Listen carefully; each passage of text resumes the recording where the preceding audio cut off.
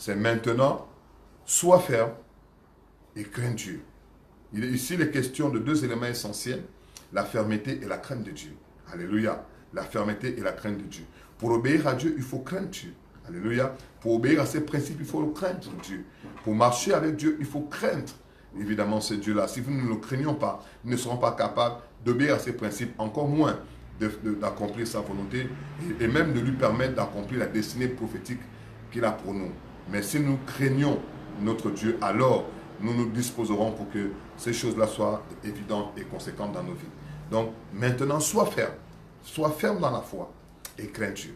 Alors je voudrais simplement nous inviter à lire un texte dans le livre de Daniel, parce que nous allons parler ce matin de ce thème tout en nous appuyant sur un texte dans le livre de Daniel, Daniel au chapitre 3. C'est un texte magnifique, beaucoup d'entre vous le connaissent. Donc nous allons simplement faire la lecture ensemble. Je vais faire la lecture pour vous, mais je vais m'attarder dans la version seconde parce que j'ai pris la peine de regarder dans certaines autres versions et je me suis rendu compte qu'il y a une version seconde très révisée qui n'a pas exactement les expressions ou les termes, je vais dire, d'origine de ce verset, de cette histoire. Alors, je vais me permettre de lire d'abord dans la version Semmer, parce que la version Semmer a vraiment les mots, les termes d'origine, et c'est important de les garder parce qu'elles ont été écrites, évidemment, pour notre instruction. Et c'est important de les lire telles que Dieu les a écrites. Alors, on va voir dans le livre de Daniel au chapitre 3. Daniel au chapitre 3, nous allons lire à partir du verset, on va dire, 14. Maintenant, je vais vous expliquer quelque chose. Ici, il est question de l'histoire de Daniel, des compagnons de Daniel. Donc, les 4 compagnons que vous connaissez, les 3 compagnons de Daniel que vous connaissez, qui, eux, à leur époque, vivaient sous le règne du roi Nebuchadnezzar à Babylone. Et ce roi, avec ses conseillers, avait résolu de bâtir une statuette à l'effigie, évidemment, du roi Nebuchadnezzar, afin que les gens puissent l'adorer. Et les compagnons de Daniel, qui à l'époque étaient les conseillers de ce même roi, ont été confrontés à cette difficulté parce qu'il était question que tout le monde se prosterne devant cette statue et adore cette effigie.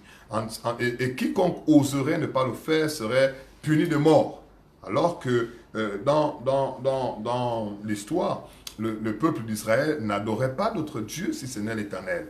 Alors, les compagnons de Daniel, qui étaient des hommes consacrés, des hommes assidus à leur loi, des hommes dévoués à la cause de leur Dieu, se sont dit qu'il pleuve ou qu'il neige, nous n'allons pas adorer cette statuette, encore moins adorer le roi Nebuchadnezzar, parce que nous adorons déjà un Dieu et c'est l'Éternel des armées, le Dieu Tout-Puissant. Ils ont eu une attitude qui aujourd'hui peut enseigner l'Église, surtout dans les temps où nous sommes. Une attitude extraordinaire, magnifique. Et nous allons lire à partir du verset 14 ce qui s'est passé, la conversation qu'il y a eu entre Nebuchadnezzar et les compagnons de Daniel. Donc je fais la lecture, je lisais dans la version Semmer, à partir du verset 14 de Daniel au chapitre 3. Je vais lire pour vous. Celui-ci prit la parole et leur demanda, il est question ainsi du roi Nebuchadnezzar, est-il vrai, Shadrach, Meshach et Abednego, que vous n'adorez pas mes dieux et que vous ne vous prosternez pas devant la statue d'or que j'ai érigée? Maintenant, si vous êtes prêts, au moment où vous entendrez le son du cor, du fifre, de la cithare, de la lyre, de la harpe, de la double flûte et de toutes sortes d'instruments de musique, prosternez-vous et adorez la statue que j'ai faite. Si vous refusez de l'adorer, vous serez jetés aussitôt dans la fournaise où brûle un feu ardent. Et quel est le Dieu qui pourrait alors vous délivrer de mes mains?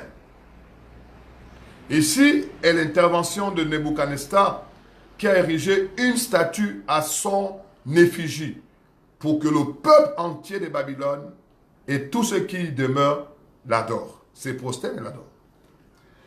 Et face à cela, voici la réponse des amis de Daniel. Shadrach, Meshach et Abednego répondirent au roi: Ô Nebuchadnezzar, Il n'est pas nécessaire de te répondre sur ce point. Si le Dieu que nous servons peut nous délivrer de la fournaise où brûle un feu ardent, ainsi que de tes mains, ô roi, qui nous délivre. Point. Le verset suivant est le plus choquant, c'est le verset 18. Mais même s'il ne le fait pas,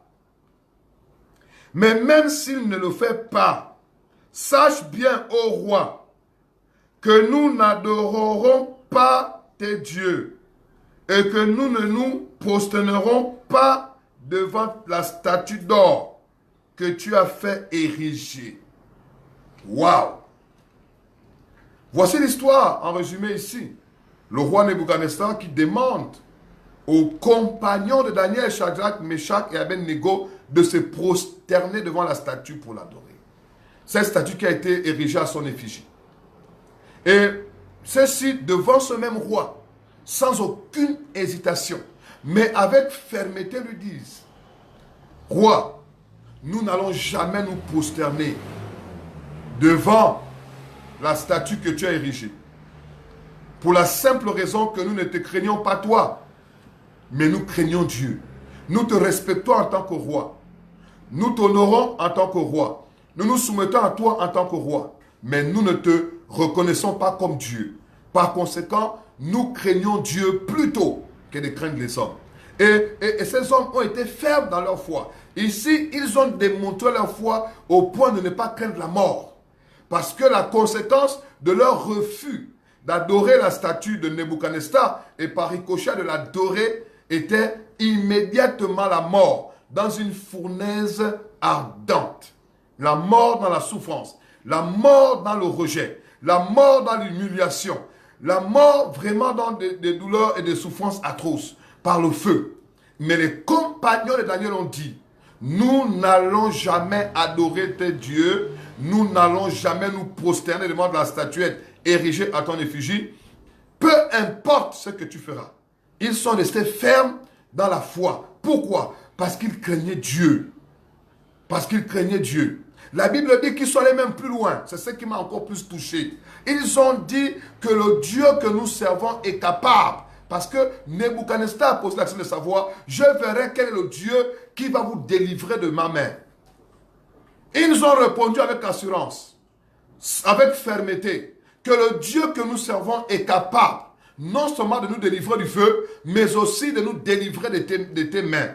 Et ils ont ajouté, bien aimé, et c'est cette partie qui est touchante, ils ont dit, même si il ne le fait pas, waouh!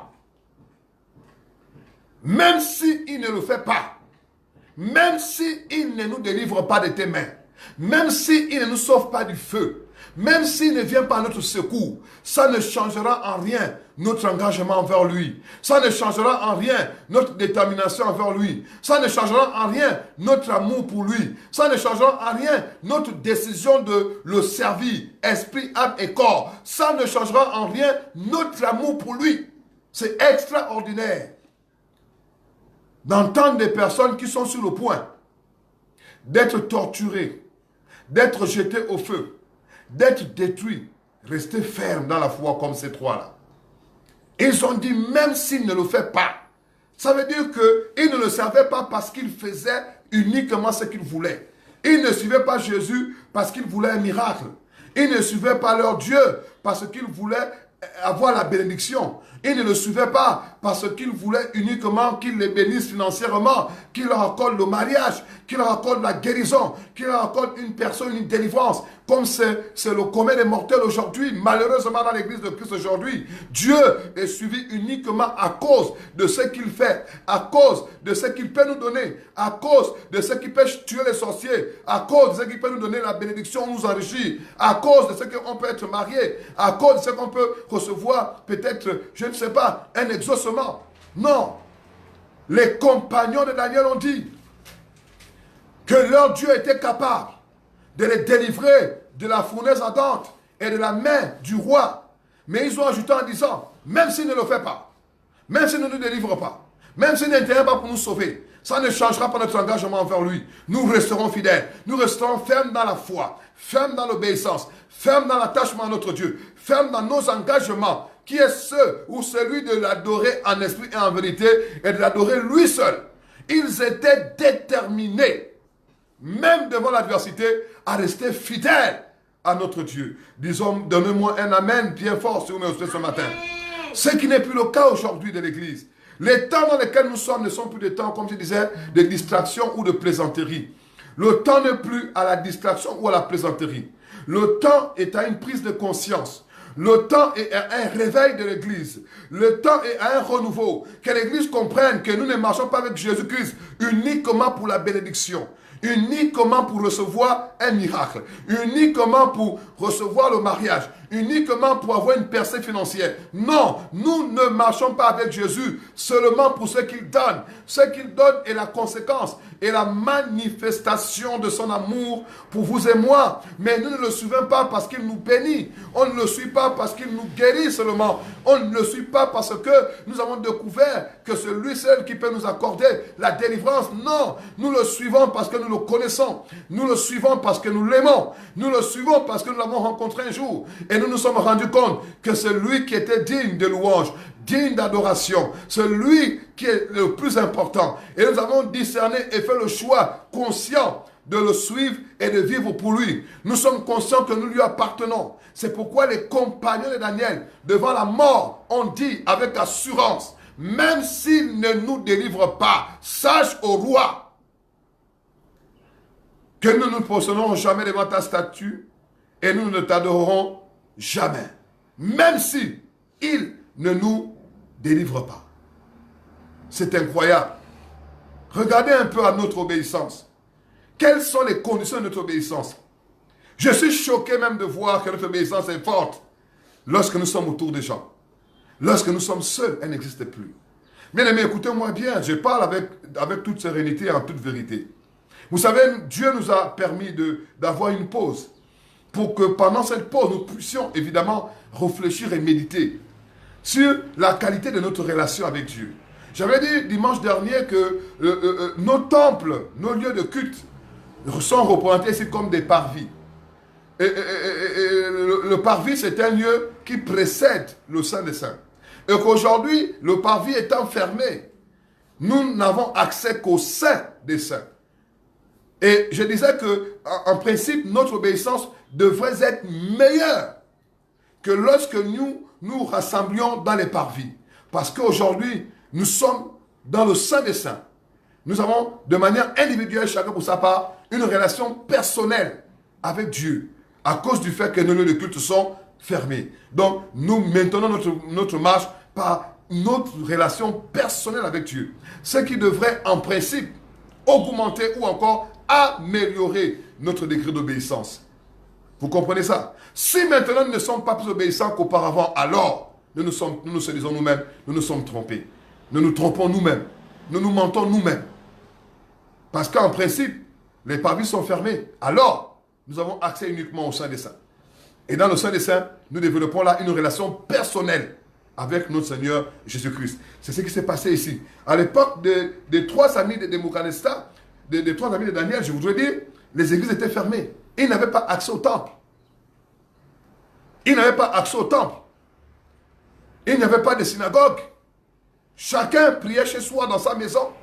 Ils étaient confinés comme aujourd'hui. Pour nous, ça fait 7 mois au niveau du Gabon. Mais pour eux, ça a duré près de 70 ans. Ils étaient là dans un lieu. Ils n'avaient plus de lieu de temple. Mais le fait qu'ils n'allaient plus dans les lieux de temple n'avait pas amoindri leur engagement, leur consécration, leur obéissance à Dieu. Au contraire, ils ont répondu au roi en face. Notre Dieu est capable de nous délivrer, bien entendu, de tes mains et de cette fournaise ardente. Mais écoute-nous bien, même s'il ne le fait pas, nous ne nous posternerons jamais pour adorer la statue et adorer tes dieux. Ils ont choisi même de mourir pour la cause. Bien-aimé, pourquoi es-tu en Christ? Pour quelle raison suis-tu Jésus? Pourquoi? Pose-toi cette question. Pourquoi? Suis-je en Christ? Pourquoi suis-je enfant de Dieu? Pourquoi suis-je dans la grande famille de Dieu? Pour quelle raison? Pour quelle raison? Alléluia. Nous sommes d'accord pour dire que tout ce qui se produit en Christ ne sont en réalité que les conséquences de notre appartenance à Dieu. Les miracles de guérison, les délivrances, les bénédictions, toutes ces choses sont simplement le panache de notre unité avec Christ. La Bible dit, cherchez premièrement le royaume et la justice de Dieu. Et toutes ces choses que nous désirons, toutes ces choses que nous cherchons, toutes ces choses que nous voulons, nous seront données par-dessus tout.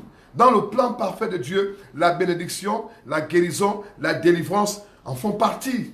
C'est dans sa volonté parfaite. C'est le Père des enfants. La Bible dit que la guérison, c'est le Père des enfants. Jésus a dit à cette femme, il n'est pas me donner le pain des enfants aux esclaves. Donc, la guérison, c'est le pain des enfants. Chaque matin, nous, pour les enfants, prendre le pain, c'est un aliment important dans tous les foyers de la terre. Donc, c'est l'aliment de base. Donc, le pain, la guérison, la délivrance, les bénédictions, la Bible dit que c'est le pain des enfants. C'est un acquis, c'est pour nous. C'est quelque chose que Dieu peut nous donner librement, facilement, sans rien. Mais ce n'est pas pour ça que nous le suivons. Ce n'est pas pour ça que nous sommes en Christ. Et une fois la guérison n'est pas venue au temps et à l'heure souhaitée, nous l'abandonnons. Une fois la délivrance n'est pas venue à l'heure et au temps souhaité, nous le rejetons. Une fois la bénédiction que nous voulons n'est pas venue à l'heure et au temps souhaité par nous, nous le rejetons. Vous comprenez? Là, nous faisons une grosse erreur. Nous ne sommes ni fermes et nous ne le craignons pas. Les compagnons de Daniel ont manifesté ici la fermeté de leur foi à l'égard de leur Dieu, vis-à-vis de Dieu. Et la crainte également pour leur Dieu. La Bible dit que la crainte de Dieu, c'est le commencement de la sagesse. Un homme ou une femme sage est une personne qui obéit aux principes et qui accomplit la volonté de Dieu.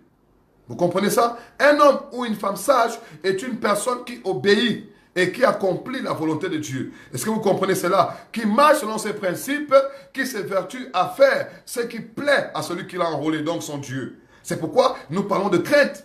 Or, si vous ne craignez pas Dieu, vous ne pouvez pas faire la volonté de Dieu. Si vous ne craignez pas Dieu, vous ne pouvez pas lui obéir. Si vous ne craignez pas Dieu, vous ne pouvez pas lui être soumis. Ce n'est pas possible. La crainte et la fermeté dans l'engagement de votre foi sont des attitudes, sont des âmes que l'Église doit développer dans ces temps de la fin. Parce que ces temps de la fin seront des temps éprouvants, des temps difficiles, des temps de défis, des temps de confrontation, des temps même où le doute viendra et pourra même prédominer. Mais s'il n'y a pas de crainte, s'il n'y a pas d'engagement, s'il n'y a pas de fermeté, rien ne sera possible pour que l'Église survive dans ces heures difficiles. Vous comprenez cela? Donc vous voyez que les compagnons de Daniel ont vécu des temps comme ceci. Nous ne sommes face à la Covid, mais eux ils étaient face au roi lui-même, face à un édit du roi, face à un décret royal qui leur ordonnant de ne plus adorer Dieu si ce n'est d'adorer une statue. Ils ont dit au roi en face que nous ne le ferons pas. Notre Dieu a le pouvoir de nous délivrer de ta main. Mais nous ajoutons que même s'il ne le fait pas, ça ne changera pas notre fermeté. Même s'il ne le fait pas, ça ne changera pas notre engagement. Même s'il ne le fait pas, ça ne changera en rien notre détermination à le suivre. Même s'il ne le fait pas, ça ne changera pas, ça ne modifiera pas notre obéissance. Même s'il ne le fait pas, ça ne changera pas notre dimension de foi, notre fermeté dans la foi. Ils ont parlé avec fermeté. Face au roi, le roi était impressionné. Et le roi les a pris. Remarquez une chose extraordinaire. Dieu n'a pas agi avant qu'on les jette dans la fournaise. Ils ont déclaré. Ils ont marché dans la fermeté. Mais le roi les a jetés dans la fournaise. La Bible dit que pendant qu'on les jetait dans la fournaise était tellement chauffée que les personnes qui les ont jetés ont été tuées, brûlées. Rien que par les flammes qui sortaient de la fournaise.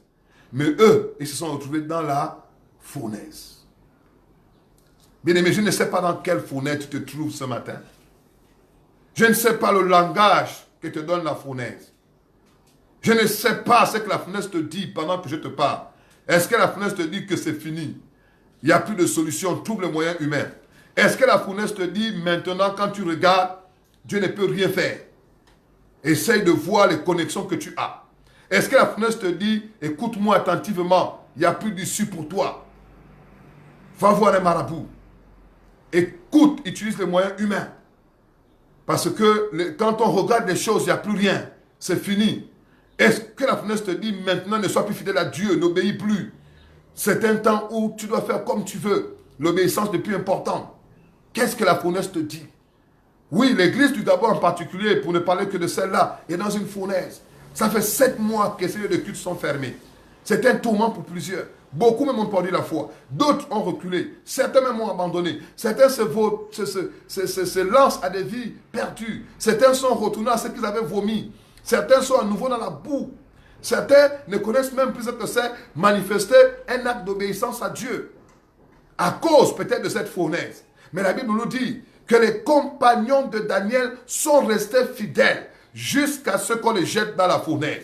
Et c'est alors qu'il était dans la fournaise que quelque chose d'extraordinaire s'est produit. Dieu n'a pas agi avant la fournaise. Jésus n'est pas venu avant la fournaise. Jésus ne s'est pas manifesté avant la fournaise. Jésus n'a pas intervenu avant la fournaise. Le 4e homme a intervenu dans la fournaise. C'est dans la fournaise qu'il est descendu. C'est dans la fournaise qu'il est intervenu. C'est dans la fournaise qu'il s'est manifesté. C'est dans la fournaise qu'il est venu. C'est dans la fournaise que Dieu est descendu pour intervenir. Le roi Nebuchadnezzar, regardez, il a dit qu'on a jeté 3 personnes, mais je vois une 4e personne. Et celui-là, il a l'apparence d'un fils de Dieu. Alléluia. C'est dans la fournaise que nous devenons des fils de Dieu. Dans la fournaise, lorsque nous manifestons la fermeté, lorsque nous manifestons la fidélité, lorsque nous manifestons l'attachement à Dieu, c'est dans la fournaise que nous devenons des fils. Écoutez-moi bien, c'est à travers l'épreuve que vous grandissez. C'est dans la fournaise que le Fils de Dieu est descendu. Et la Bible dit que le 4e homme ressemble à l'apparence d'un Fils de Dieu. Il est descendu pour transformer les 3 compagnons de Daniel exactement dans sa véritable nature. Il a fait d'eux des fils alors qu'ils étaient dans la fournaise. Quand ils sont sortis de la fournaise, ils sont sortis fils. Ce n'étaient plus des enfants, c'était des fils. La fournaise est pour une raison. La fournaise est pour un but. La fournaise, c'est pour une bonne cause. Parce qu'au sortir de chaque fournaise, nous sommes transformés à une dimension nouvelle. Au sortir de cette pandémie qui nous a mis en pause, en rapport avec nos églises, nos lieux de culte, doivent nous faire sortir des hommes et des femmes différents. Des hommes et des femmes plus engagés. Des hommes et des femmes plus fidèles. Des hommes et des femmes plus obéissants. Des hommes et des femmes plus attachés. Des hommes et des femmes plus consacrés. Voilà la raison de cette fournaise. Voilà la raison de cette fournaise. Pas que nous en ressortions affaiblis, amoindris, vaincus, non. Nous devons ressortir grandis, conquérants. Parce que Dieu est avec nous dans cette fournaise. Le peuple d'Israël, à travers ces 3 jeunes gens, se sont retrouvés dans le Saint des Saints. Ils étaient là face à face avec le roi. Face à face avec le Dieu Tout-Puissant. Face à face avec le Tout-Puissant. Dans la fournaise, ils se sont vus, ils se sont parlé. Dans le lieu saint, cette fournaise était transformée en Saint des Saints. Parce que Dieu était là-bas de manière manifeste. Ta vie aujourd'hui doit être transformée. Parce que là, dans ta relation personnelle, pendant cette période, tu es face au Saint des Saints. Tu n'es plus dans le parvis. Tu es face à Dieu lui-même, dans le Saint des Saints. Donc, en principe, ton obéissance, ta fidélité, ta consécration devrait être meilleure par rapport au temps des parvis. Bien aimé, il faut qu'on dise, arrêtons cet évangile qui consiste à se faire uniquement quand nous sommes en présence des gens. Arrêtons l'évangile qui consiste à être fidèle parce que le pasteur nous voit, parce que le prophète nous voit, parce que nous sommes dans l'église. Arrêtons ça. Ce n'est pas l'évangile, c'est un mensonge. C'est un mensonge, ce n'est pas l'évangile, c'est un mensonge. C'est de la fausseté. La vérité, c'est que lorsque nous sommes avec Dieu, dans nos maisons, dans notre relation, lorsque nous sommes loin de l'église, et que nous avons la capacité, comme les compagnons de Daniel, de dire, même s'il ne me guérit pas, Je crois en lui, je le suivrai. Même s'il ne me bénit pas maintenant, je crois en lui, je le suivrai. Même si je ne suis pas marié, je crois en lui, je le suivrai. Même si je n'ai pas tout ce que je veux, je crois en lui, je le suivrai. Je l'aime. Mon attachement ne dépend pas de ce qu'il me donne. Il ne dépend pas de ce qu'il fait. Il dépend de ce qu'il est pour moi. Il est mon Dieu. Il est mon Seigneur et mon Sauveur. Je l'aide. C'est à cause de ces vérités que je m'attache à lui. À cause de ça que je marche à sa suite. À cause de cela que je suis son serviteur. Je ne suis pas avec lui parce qu'il me donne de l'argent. Je ne le suis pas parce qu'il m'a donné une femme. Je ne le suis pas parce qu'il m'a donné un mari. Je ne le suis pas parce que je veux la guérison. Je ne le suis pas parce que je veux la délivrance. Je le suis parce que je l'ai reçu dans ma vie comme mon Seigneur et mon Sauveur personnel. C'est dans cette dimension que l'Église doit aller. C'est cette dimension d'Église qui est une Église sans tache, ni ride, ni rien de semblable. C'est cette dimension d'Église qui sera enlevée. Pas l'Église mendiante, pas l'Église après l'argent, pas l'Église après les richesses, pas l'Église après les bénédictions, pas l'Église hypocrite, pas l'Église irreligieuse, pas l'Église qui vit dans la fausseté. C'est une Église conquérante, une Église victorieuse, une Église palpable, une Église qui l'honore, même en temps de crise, une Église qui marche dans l'obéissance, une Église qui est consciente qu'elle est sur la terre pour faire la volonté de Dieu ici, comme elle est faite dans le ciel. Donne-moi un amen bien. Bien-aimés, nous ne pouvons pas repartir et être les mêmes. Non. L'Église n'aura pas d'impact si elle ne craint pas Dieu. Ce qui donne l'impact, c'est la crainte de Dieu. La fermeté dans la foi et la crainte de Dieu. Les compagnons de Daniel ont parlé, ils ont dit, oui, notre Dieu est capable de nous délivrer de ta main, roi. Tu es qui? Je le dis même pour le Gabon. Dieu est capable de délivrer l'Église entre la main de quiconque. Parce que tous les êtres humains ont été créés par Dieu. Et Dieu est capable de le faire. Mais même s'il ne le fait pas, nous allons continuer à prêcher la parole. Nous allons continuer à déclarer qu'il est Dieu. Nous allons continuer à prier pour détruire les œuvres infructueuses des ténèbres dans la nation gabonaise et dans le monde et sur la terre. Nous continuerons de le faire parce que notre Dieu est capable. C'est ça la vérité. Rien ni personne ne le changera. Au nom puissant de Jésus. Les compagnons de Daniel le suivaient pour ce qu'il était. Pas pour ce qu'il faisait. Ou pas pour ce qu'il voulait recevoir. Ils le suivaient pour ce qu'il était. Leur Dieu. Ils le suivaient pour l'amour qu'il avait pour lui. Ils étaient fidèles parce qu'ils l'aimaient lui. Parce qu'ils le connaissaient lui. Parce qu'ils étaient en communion avec lui. Parce qu'ils avaient une relation avec lui. Pas pour ce qu'ils attendaient de lui. Église du Gabon. Église de Christ à travers le monde. Maintenant, sois ferme et crains Dieu. Est-ce que vous comprenez cela? Est-ce que vous comprenez cette vérité? L'Église doit partir sur cette nouvelle-là.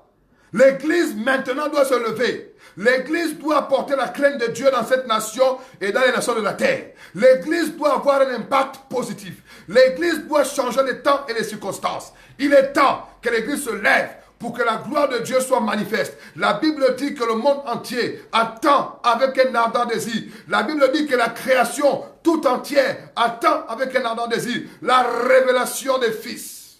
Il est temps que les fils se révèlent. Dans la nation où tu es, dans la famille où tu es, dans la maison où tu habites, dans l'église où tu pries. Il est temps maintenant que le Fils qui est en toi se révèle.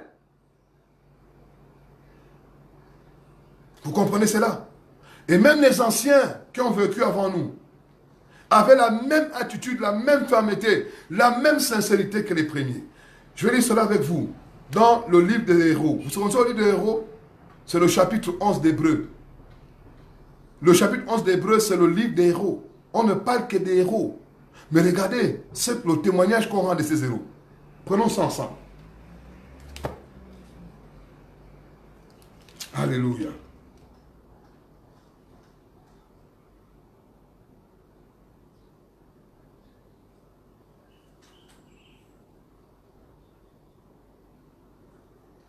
Alléluia.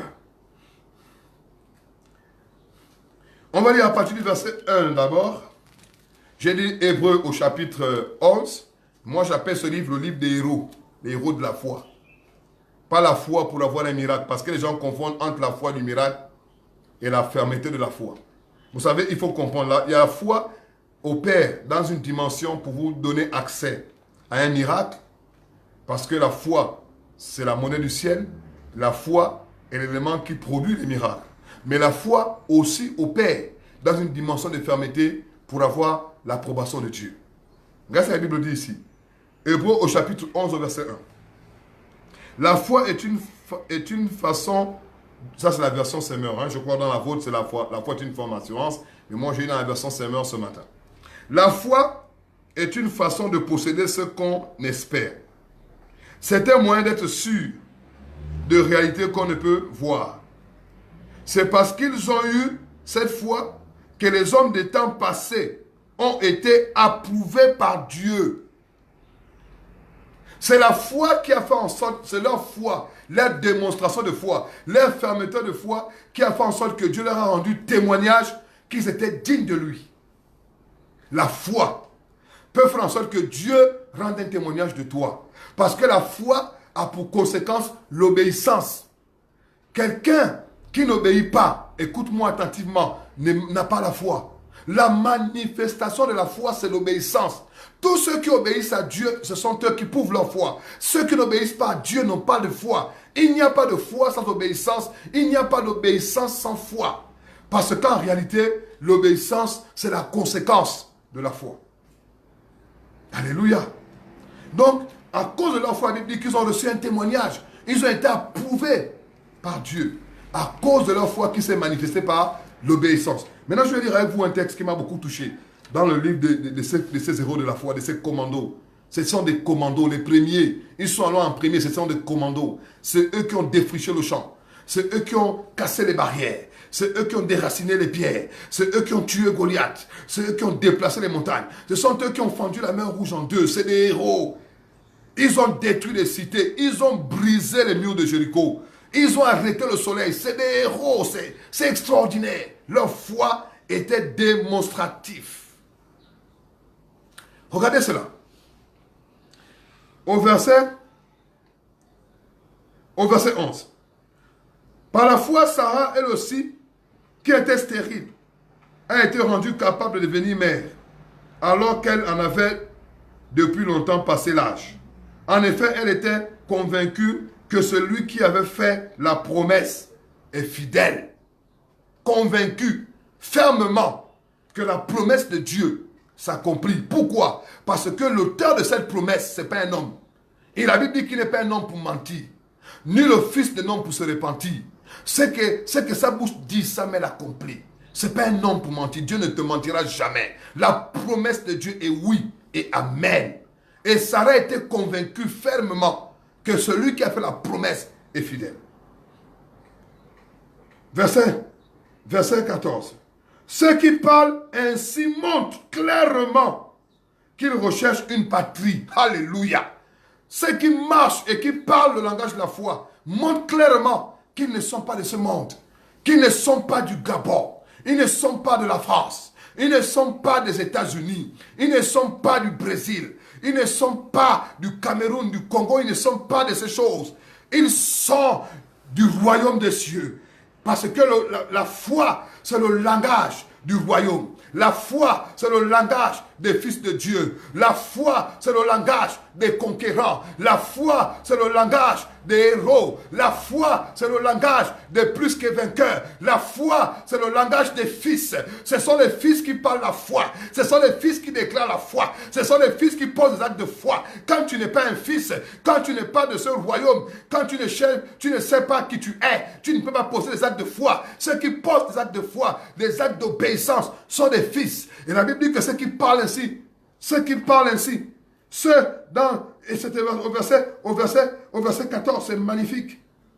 Ceux qui parlent ainsi montrent, ceux qui parlent la foi montrent clairement qu'ils recherchent une patrie.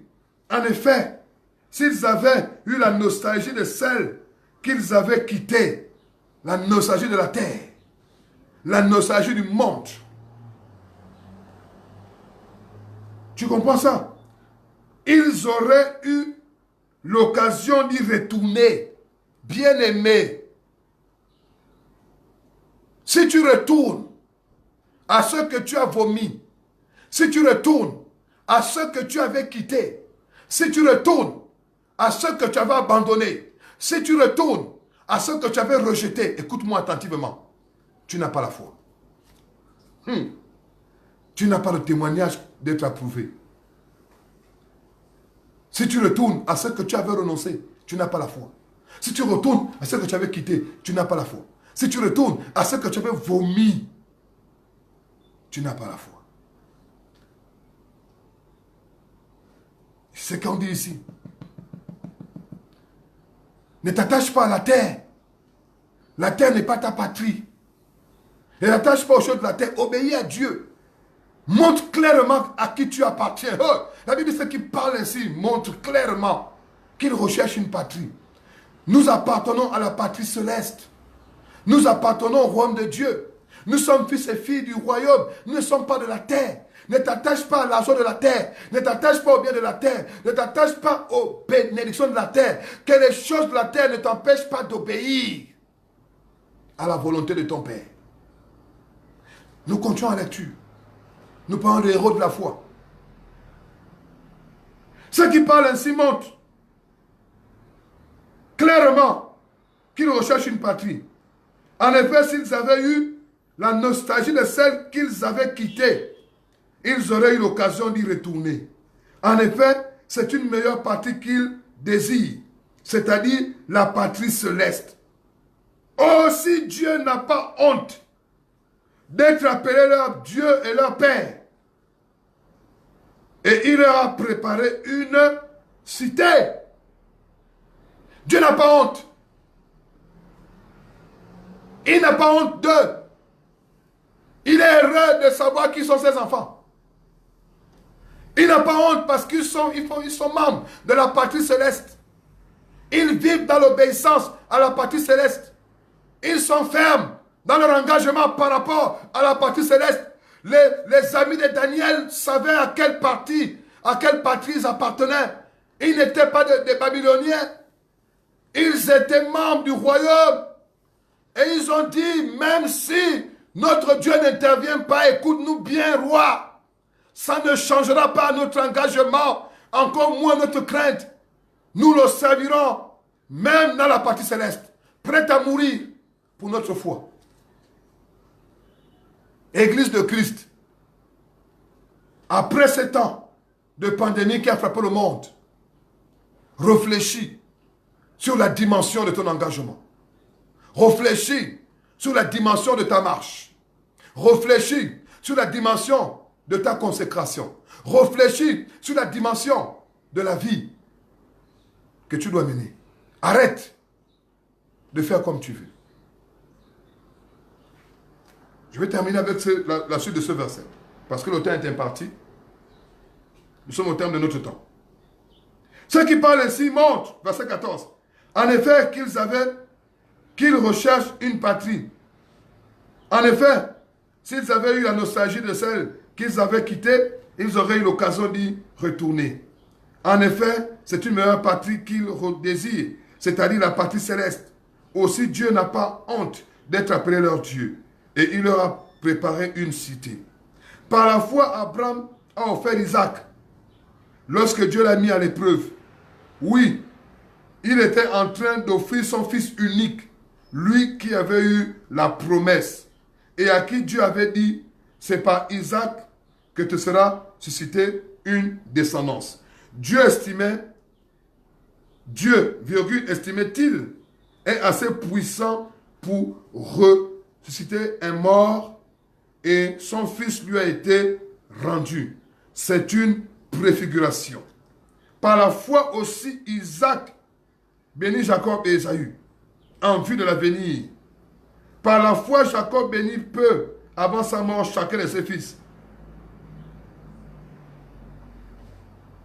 Alléluia. Alléluia, alléluia, alléluia. Je vais m'arrêter ici. Tout ça pour nous dire quoi? Peuple de Dieu. Simplement pour nous donner la pensée que l'Esprit de Dieu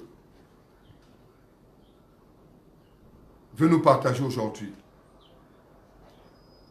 En rapport avec les temps dans lesquels nous sommes. La première chose qu'il veut que toi et moi on fasse, c'est qu'on soit ferme dans notre foi. Je ne parle pas de la fermeté pour avoir un miracle. Je ne parle pas de la fermeté pour avoir une guérison. Je ne parle pas de la fermeté pour avoir une bénédiction. Mais je parle de la fermeté vis-à-vis de notre engagement envers la foi en Christ, comme notre Seigneur et notre Sauveur personnel, comme étant membre de la grande famille de Dieu, comme faisant partie de la patrie céleste. Premièrement. Secondo, de craindre Dieu, afin de mener une vie sage, afin de mener une vie d'obéissance, afin de développer davantage une relation qui va nous amener dans une dimension supérieure, parce que les parvis sont fermés, afin qu'on ait uniquement accès qu'au Saint des Saints. Et le Saint des Saints construit et édifie une relation solide avec notre Père céleste. Église de Christ, vous qui me regardez maintenant et qui regarderez ces programmes même après, sachez que le temps est venu où l'attitude de notre foi doit être semblable à celle de Shadrach, Meshach et Abednego.